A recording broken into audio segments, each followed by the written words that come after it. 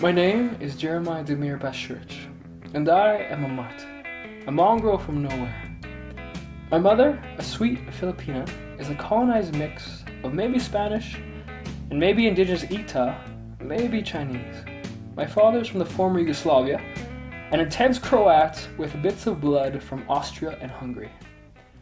I grew up on an acreage in the middle of nowhere, eastern Alberta.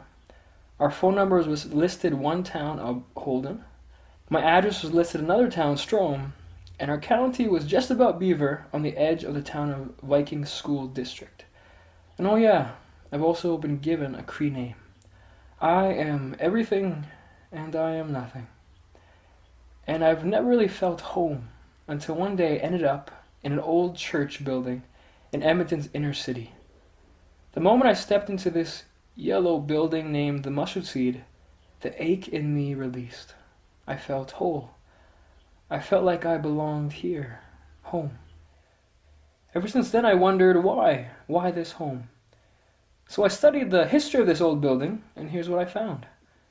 It was started as a home for the German newcomers in 1912, and then something happened in North America called the Flight to the Suburbs. New promised land, a new home was calling. But this new home was not for everyone. It was for the mainstream and the clean. The right, the white, the powerful, the usual made the cut. The rest were cut off and forced into a cage now called the inner city, or the hood, or the ghetto. A place of poverty, crime, gangs, the like, the wrong part of the tracks. A cage for those people in society no one wants. The not right and the non-white, those who do not make the cut. In almost every inner city in North America, there is a Chinatown and Little Italy. These people did not make the cut. Our homeless population, of whom half are indigenous, were also forced into this prison. The Germans in this little church on 96th Street just barely made the cut.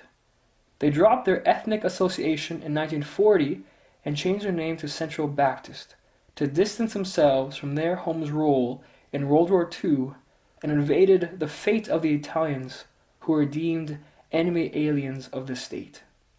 Italians were also considered non-white immigrants.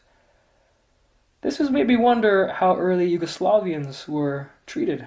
The only Croatian restaurant in Edmonton lies in Little Italy. Were they too considered non-white? Am I then not half white, but half olive? The members of the downtown church, now integrated into the wider culture, too felt the calling to the suburbs. It was fear, not faith, which motivated their exodus. They left, and the building of the church was soon converted to Danny Hooper's bar. A rootin' tootin' place of black walls and bullet holes still seen today. The rest of the neighborhood was not as fortunate. The prison secured, its prisoners made a home as best as they could with the little which was left to them. Some groups held fast to their culture and family and to some extent thrived. Other groups barely survived. In the 1940s, it was illegal for 10 indigenous people to meet together. Too risky, they thought. The indigenous peoples were not able to band together in this prison, and so were the most vulnerable to the dangers of the street. The now Bissell Center, which maintained a legacy of standing firm in the face of fear, became a refuge. They hosted a Japanese church and illegally allowed indigenous leaders and elders to sit together around one table, 11 or even 13 at a time. Fortunately, this same defiant spirit could not be contained to the inner city. It also rose in the hearts of the first generation of suburbanites. In order to appease the restless and disobedient teens, the youth pastor of the new suburban church took the rambunctious group on a hike from the suburbs back to the old yellow church they had left 10 years earlier.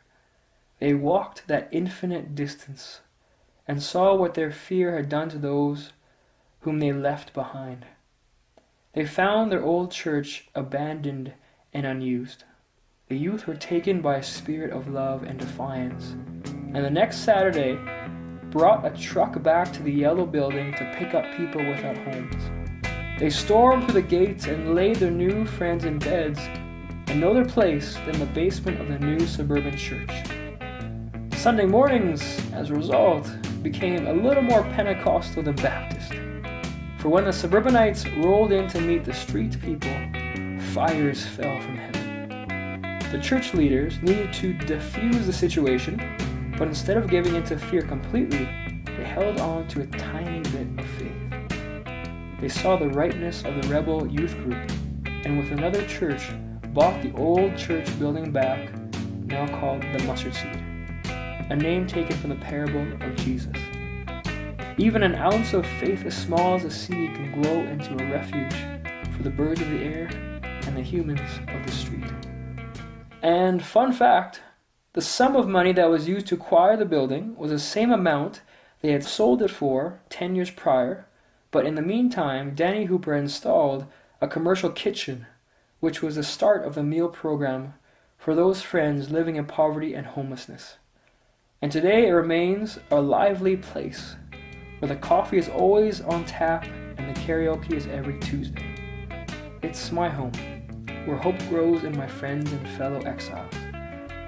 And this is why it is my home. It's all mixed up like me.